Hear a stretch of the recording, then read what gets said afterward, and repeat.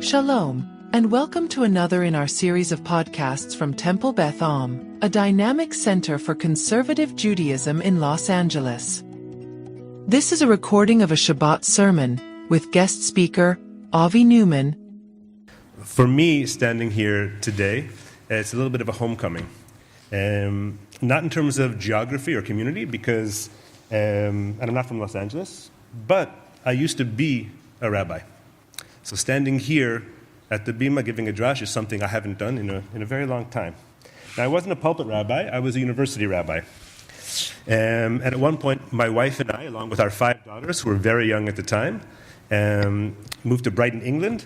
And there I was the Jewish student chaplain for the south of England, for the universities of Brighton, Sussex, Bournemouth, and Southampton.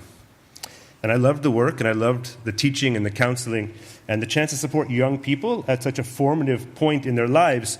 But there was one recurring moment that began to trouble me. Though I was the rabbi for the student community, I was also involved in broader Jewish life, and the Jews of Brighton and Hove came to know me and my family, especially since for Brighton and Hove we were quite a large family. And inevitably I'd run into somebody at the grocery store at the Tesco, and they would see me and they would say, "Hello, Rabbi." And it was a very simple and respectful greeting, but it made me very uncomfortable every time. Because rabbi is a title that carries weight. It comes with expectations, with tradition, and with the assumption of belief. And in that context, Brighton and Hove, that meant Orthodox belief. It represented a world I had been part of and found real meaning and identity in, and a world I had believed in, until I didn't. Questions had emerged for me that wouldn't settle, and tensions grew between what I taught and what I believed, and eventually it became impossible to ignore. The role I held and the life that I was leading no longer aligned with the truths inside of me. And by the time we left the UK and returned to Israel, I was no longer a practicing rabbi.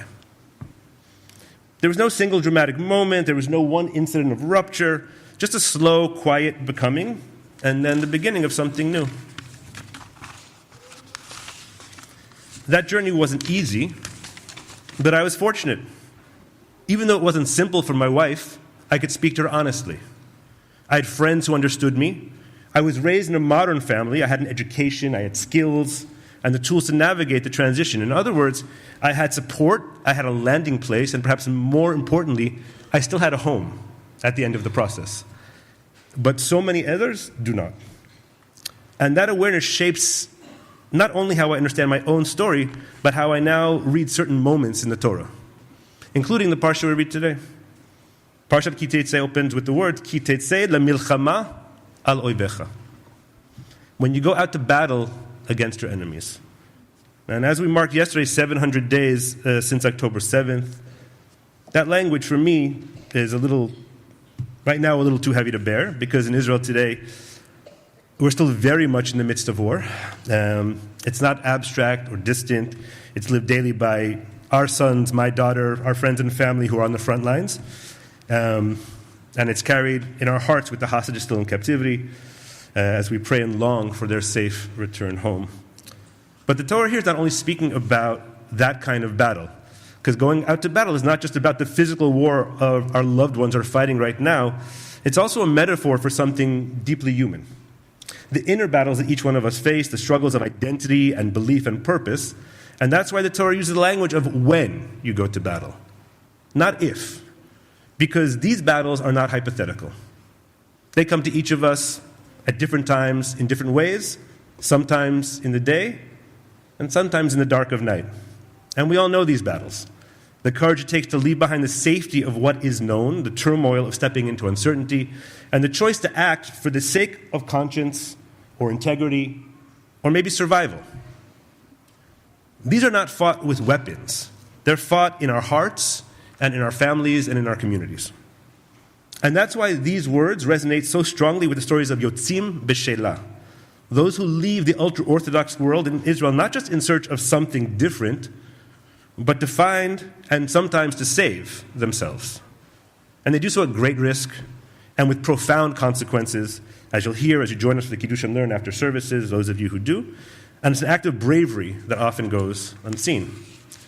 Which is why later in Kitetse, the Torah gives us another brief but powerful commandment. Lo tuchal litalem. You shall not ignore. On the surface, in the text, the words are about returning lost objects. But commentators across generations saw this as a broader moral principle. When you encounter vulnerability or injustice, you are not permitted to look away. It's not enough to empathize, to wish things were different. Torah says you must act, you must care, you must respond. And that principle, lo tuchal litalem, has become for me one of the most important guideposts in understanding our work as an organization in Israel today. So On the Derech is the only national organization in Israel dedicated to providing comprehensive support to individuals transitioning out of ultra-Orthodox life. We meet people at perhaps the most vulnerable point in their lives. Some come to us with nothing and nowhere to go. Others have gotten out of survival mode on their own and need our help to thrive. Some are teenagers, most are in their 20s, but others are in their 30s and 40s, married, single, with children, without. In making the choice to leave, they are walking away from everything and everyone they have ever known and every support system that has ever held them. Some come ashamed, uncertain, or afraid. Others just need someone to tell them, you're not alone. You can succeed. So what do we provide? We provide support, comprehensive support during the first 3 to 5 years of transition, ensuring stability and security so that Yotzim can settle and breathe and begin imagining their future. And once they move beyond survival mode, we help them acquire the tools and skills they need to thrive. And perhaps most importantly, we'll offer something deeper, a home, a family, and a community of peers who truly understand them. Well, how do we do it? First of all, we provide a safe landing space. We have 5 community centers nationwide. We have 2 residential emergency shelters and 9 transitional housing units across Israel, where professional staff and over 1,500 volunteers help Yotzim find belonging, stability, and community. We also provide tools for independence, education and career guidance, scholarships, counseling, legal aid and support in accessing rights and resources that open real paths forward, and of course, specialized programming for members of our community with specific needs, like our single parents and our soldiers. We also provide a voice for change. We do advocacy and policy work to ensure the needs of Yotzim are addressed at the national level while reframing the public story. Leaving is not the rejection of tradition.